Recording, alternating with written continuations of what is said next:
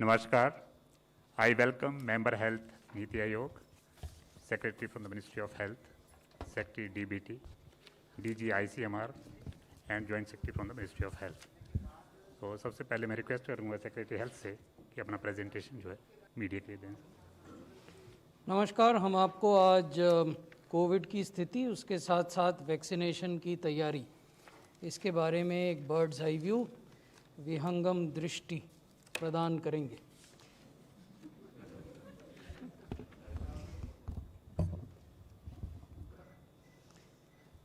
इस सप्ताह की जो मुख्य हाइलाइट्स हैं वो ये हैं कि जो एक्टिव केसेस हैं वो 6 महीने के बाद 2.5 लाख से कम हो गए हैं और लगातार घटते जा रहे हैं।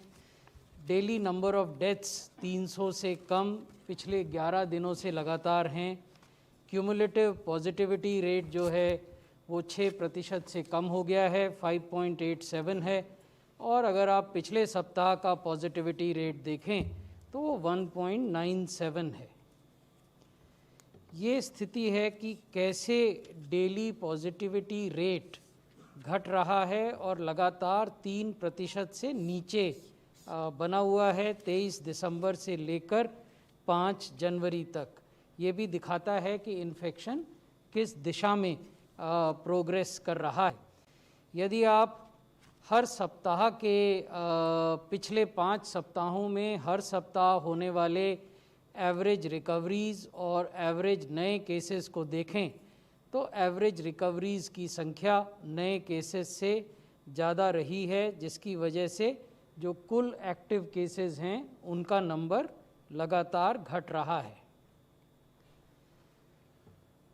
ये हम दिखा रहे हैं कि कैसे दिनों दिन continuous decline in active cases which are now below 2,50,000, how this has happened.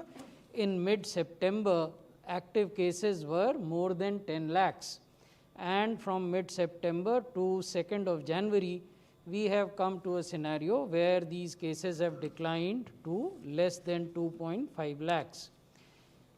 एक जो बड़ी महत्वपूर्ण बात है जो हम पहली बार आपसे शेयर कर रहे हैं, हालांकि इसको हम लगातार मॉनिटर करते थे, वो ये है कि हालांकि हमारे पास 2.5 लाख से कम एक्टिव केसेस हैं, 2.32 lakhs टू बी प्रिसाइज, इनमें से केवल 44% मामले ऐसे हैं जो अस्पतालों में हैं, यानी जो मॉडरेट या सीवियर सिम्टम से ग्रसित हैं, and that is why they need regular medical care. But 56% cases are those which are very mild or asymptomatic cases and are in home isolation. This indicates that the overall burden on the healthcare structure, health delivery structure in the country has declined appreciably on account of COVID. तो ये हम आपके साथ share करना चाहते थे आज। अब विश्व के साथ अगर तुलना करें तो केसेस पर मिलियन ऑफ पॉपुलेशन अभी भी we are amongst the lowest in the world. 7,504 case per million हमारे यहाँ हैं और अनेक देश ऐसे हैं जहाँ 22,000, 35,000, 40,000, 60,000 से भी ज़्यादा पर मिलियन पॉपुलेशन के केसेस हैं। डेथ पर मिलियन पॉपुलेशन देखें तो भारत में 108 डेथ पर मिलियन और अन्य देशों में 1200 तक डेथ पर मिलियन पॉपुलेशन है। एक्टिव केसेस जिनका मैंने अभी जिक्र किया, एक्टिव केसेस पर मिलियन ऑफ पॉपुलेशन हमारे यहाँ 167 हैं, यूएसए में 24,000 से ज़्यादा हैं, इटली में 9,000 से ज़्यादा हैं। न्यू केसेस पर million of population in the last 7 days, ये एक ऐसा पैमाना है जो हमें बताता है कि पिछले सप्ताह देश में और विश्व में जो इन्फेक्शन है वो किस तरफ जा रहा है, किन देशों में ज़्यादा केस हो रहे हैं इन द रीसेंट पास्ट। तो भारत में 96 न्यू केसेस पर million population in the last 7 days, and there are countries like UK and USA where it is more than 5,000 and more than 4,000 new cases per million of population. Something similar is happening with COVID-related deaths. In India, in the last 7 days, it is 1 death per million, whereas in other countries, it is more than 50 और 60 deaths पर million in the last 7 days। अब मैं आपको कुछ vaccination के बारे में बताना चाहता हूँ।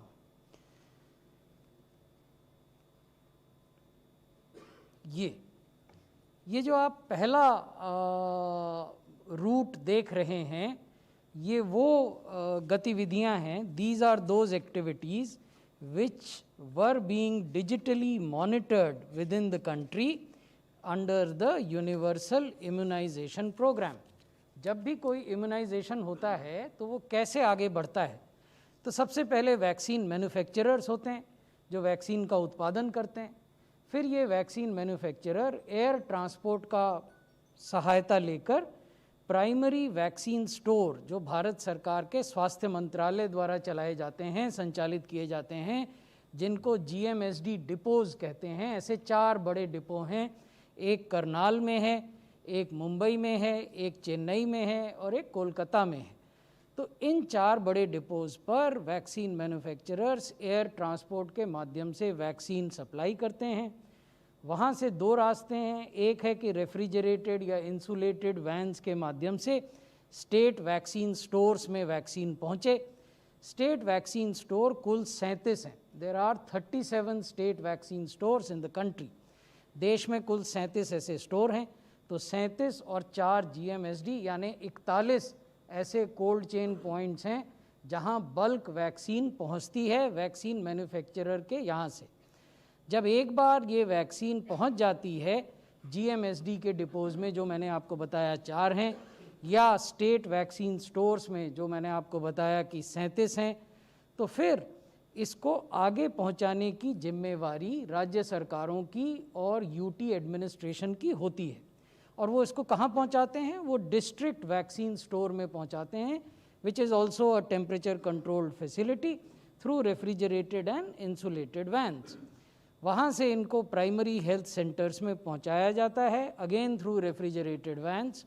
तो ये जो हिस्सा है इस पूरे प्रक्रिया का, इस पूरे प्रोसेस का, ये हमेशा से या पिछले लगभग 1 दशक से कुछ अधिक समय से हम डिजिटली मॉनिटर कर रहे थे। इसकी भी जानकारी बहुत सारे लोगों को नहीं है।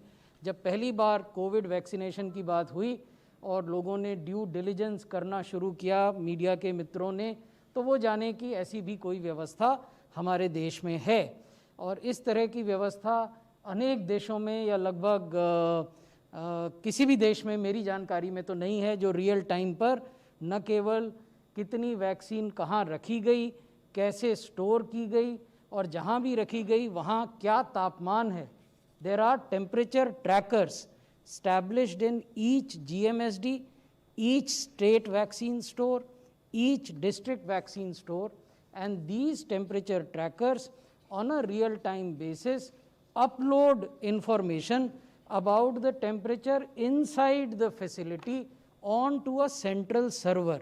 So sitting in Delhi or sitting in Lucknow or sitting in Trivandrum, the program manager can know which center has seen a dip, sudden dip in temperature or a sudden hike in temperature, so that corrective steps can be taken. तो ये जो पहला वाला bend इस रास्ते का हमने आपको दिखाया, ये ऑलरेडी डिजिटली ट्रैक हो रहा था। अब हमने इसमें जो नई चीज़ें जोड़ी हैं कोविड वैक्सीनेशन के उद्देश्य से, वो हम आपको बताते हैं। प्राइमरी हेल्थ सेंटर से वैक्सीन को जब परिवहन किया जाता है, ट्रांसपोर्ट किया जाता है, तो वैक्सीन कैरियर्स के माध्यम से होती है। इसको पैसिव इक्विपमेंट का नाम भी दिया जाता है तकनीकी भाषा में। Why passive? Because everything shown by blue are active cold chain equipments. What do we mean when we say active? It means कि ये ऐसे इक्विपमेंट हैं जो या तो बिजली पर चल रहे हैं या सोलर पावर पर चल रहे हैं। यानी इनमें जो वॉक इन कूलर्स हैं, वॉक इन रेफ्रिजरेटर्स हैं, आइस लाइन रेफ्रिजरेटर्स हैं, they all work on electricity और ऑन सोलर पावर। लेकिन जब आप ये जो हमने आपको दूसरे रंग से येलोइश कलर से दिखाया है, ये वो इक्विपमेंट हैं या वो प्रोसेस हैं जो पैसिव इक्विपमेंट पर आधारित हैं। यानी आइस बॉक्सेस, वैक्सीन कैरियर्स, इन पे भी टेम्परेचर मापने के यंत्र लगे रहते हैं ताकि जो भी वैक्सीन ले जा रहा है पैसिव इक्विपमेंट में या ले जा रही हैं वो ये जाने कि क्या टेम्परेचर वही मेंटेन हो रहा है जो कि किया जाना चाहिए। तो अब ये सब सेंटर पर वैक्सीन आ जाती है जो कि पहले 2 समूहों के लिए यानी हेल्थ केयर वर्कर्स के लिए और अदर फ्रंटलाइन वर्कर्स के लिए ये सेशन साइट होंगे, यानी सब सेंटर पर और इससे ऊपर की व्यवस्थाओं पर, यानी कम्युनिटी हेल्थ सेंटर पर, हेल्थ एंड वेलनेस सेंटर पर, डिस्ट्रिक्ट हॉस्पिटल पर या प्राइवेट हॉस्पिटल पर वैक्सीनेशन की कार्रवाई की जाएगी। सबसे नीचे जो हायरार्की में है वो है सब सेंटर। तो ये सब सेंटर पर वैक्सीन पहुंच गई। बेनिफिशियरी रजिस्ट्रेशन की आवश्यकता हेल्थ वर्कर्स और अदर फ्रंटलाइन वर्कर्स के लिए नहीं होगी क्योंकि इनका डाटाबेस जो है वो बल्क डाटाबेस है and has been populated on to the CoWIN vaccine delivery management system in a bulk manner. So our doctors, our nurses, our medical workers need not self-register themselves on the CoWIN platform. Their data has already been pre-populated. Similarly, our frontline workers, which means people in the armed forces, in state police, in central police, in municipal workers, they also need not self-register themselves because their bulk data is also getting pre-populated. When we would come to the population priority groups, there the provision of registration or editing of data would come. Then the system electronically allows session allocation. This is, as a district magistrate, I can then allocate कि मेरे ज़िले में इन स्थानों पर vaccination की कार्रवाई इन तारीखों को होगी। एक वैक्सीनेशन सेशन में 100 लोग आएंगे या 200 लोग आएंगे, एज द केस में बी। तो सेशन एलोकेशन की जो पूरी प्रक्रिया है वो भी डिजिटली होगी। बेनिफिशियरी को वैक्सीनेशन हुआ ये भी डिजिटली कैप्चर किया जाएगा और उसको अगला डोज लेने के लिए कब आना है ये इन्फॉर्मेशन भी उसको डिजिटली दी जाएगी। बेनिफिशियरी को एक्नॉलेजमेंट जाएगा कि धन्यवाद, आज आप यहाँ उपस्थित हुए और आपने फलाने वैक्सीनेटर से फलाने साइट पर पहला डोज वैक्सीनेशन का ले लिया। फिर उसमें प्रावधान है कि यूनिक हेल्थ आईडी भी जनरेट की जा सकती है। आप लोगों को जानकारी होगी कि केंद्र सरकार ने एक नेशनल डिजिटल हेल्थ मिशन के नाम से एक बहुत ही महत्वाकांक्षी इंटरवेंशन प्रारंभ की है जो कि पायलट के रूप में 6 यूनियन टेरिटरीज़ में प्रारंभ की गई है। माननीय प्रधानमंत्री जी ने 15 अगस्त को इसकी घोषणा की थी। इवेंचुअली इसको पूरे देश में यूनिवर्सलाइज करने की योजना है। तो वो पूरा सिस्टम जो है वो एक यूनिक हेल्थ आईडी के आधार पर काम करता है। तो कोविन सिस्टम आपको ये परमिशन देगा, ये प्रावधान उसमें किया गया है कि आप यूनिक हेल्थ आईडी भी क्रिएट कर सकें। और जब दोनों डोजेज मिल जाएंगी तो एक क्यूआर कोड आधारित सर्टिफिकेट जनरेट होगा जो डिजिटल सर्टिफिकेट है। उसको आप चाहें तो अपने मोबाइल पर रखें, चाहें तो जो हमारा क्लाउड बेस्ड डिजी लॉकर है उसमें रखें। ये सुविधा भी फ्री है। DigiLocker is a free facility created by ministry of electronics and information technology. इसके अलावा वैक्सीन के उपरांत यदि कोई adverse event following immunization AEFI होता है तो उसकी भी रियल टाइम पर रिपोर्टिंग हो जाए, ये भी प्रावधान CoWIN vaccine delivery management system जो डिजिटल सिस्टम है में किया गया है।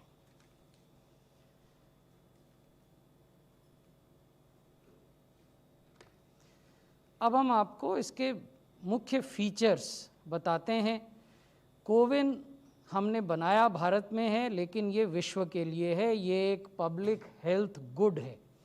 तो जो देश भी इसको इस्तेमाल करना चाहेंगे भारत सरकार प्रोएक्टिवली उनकी मदद करेगी इसके उपयोग में।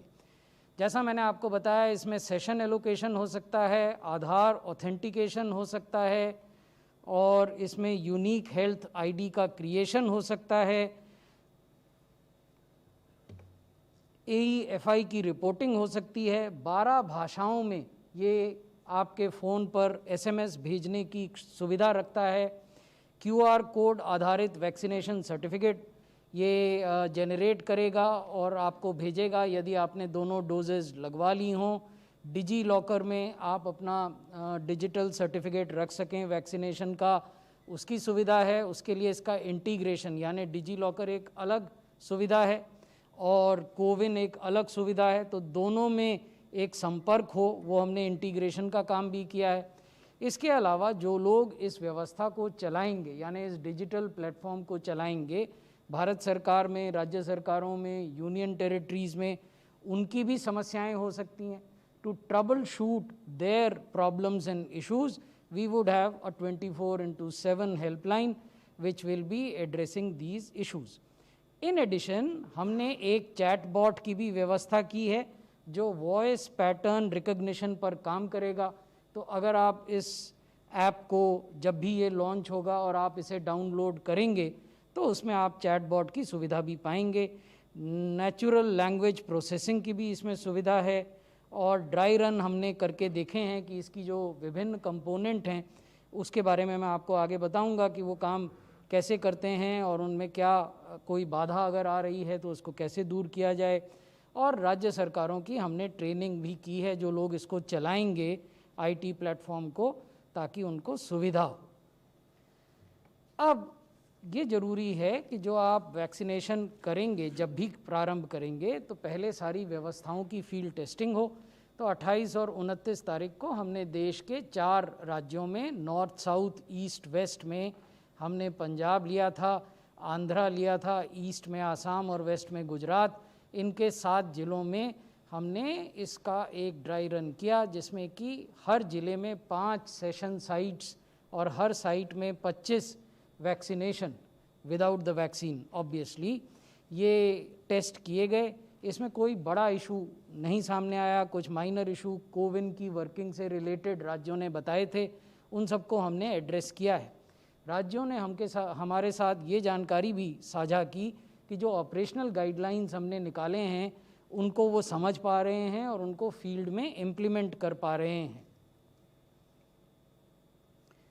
इसके रोल आउट से संतुष्ट होकर फिर हमने बड़े पैमाने पर 2 जनवरी को एक ड्राई रन किया, लार्ज स्केल ड्राई रन।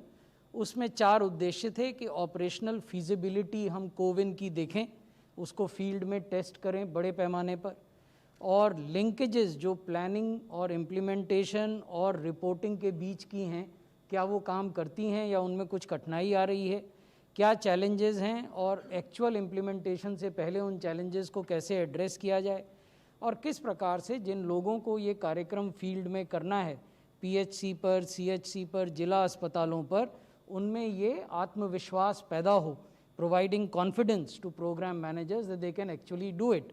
ये 4 उद्देश्य थे। हमने 286 सेशन साइट्स इसमें 125 ज़िलों में तैयार की और उसमें ये पूरी प्रक्रिया फिर से की गई। फिज़िकल वेरिफिकेशन हुआ सब साइट्स का कि वहाँ पर्याप्त सुविधा कमरों के रूप में या जो इंतज़ार करना है वैक्सीनेशन के बाद 30 मिनट तक, वो सारी सुविधाएं बिजली की, इंटरनेट कनेक्टिविटी की, सेफ्टी की उपलब्ध हैं कि नहीं हैं। वैक्सीनेशन की टीम, हर टीम में 5 आदमी होंगे वैक्सीनेटर को सम्मिलित करते हुए, including the vaccinator there would be 5 people in the vaccination team for each site. उनको आइडेंटिफाई किया गया, उनको ट्रेन किया गया, सारे जो स्टैंडर्ड ऑपरेटिंग प्रोसीजर्स और प्रोटोकॉल्स हैं उनका ऑपरेशनलाइजेशन देखा गया, और ये भी देखा गया कि जहाँ भी हम इस प्रकार का टीकाकरण करें वहाँ इन्फेक्शन ना फैले। इन्फेक्शन प्रिवेंशन एंड कंट्रोल, इस पर भी ध्यान हुआ। तो ये हमें ये बताता है कि हम इस स्थिति में हैं कि जिस भी दिन हम चाहेंगे EUA के 10 दिन के भीतर हम उसको, EUA का अर्थ है इमरजेंसी यूज़ ऑथराइजेशन, ये बोलचाल की भाषा में शब्द प्रयुक्त होता है। हमारे मीडिया के मित्र इसी शब्द का उपयोग करते हैं। हमारे कानून में एक्सेलरेटेड अप्रूवल फ्रेज़ का इस्तेमाल किया गया है। तो जिस भी दिन हुआ, जैसे अब आप जानते हैं कि किस दिन हुआ, उस दिन से 10 दिन के भीतर में ये रोल आउट होने की पूरी तैयारी है। धन्यवाद।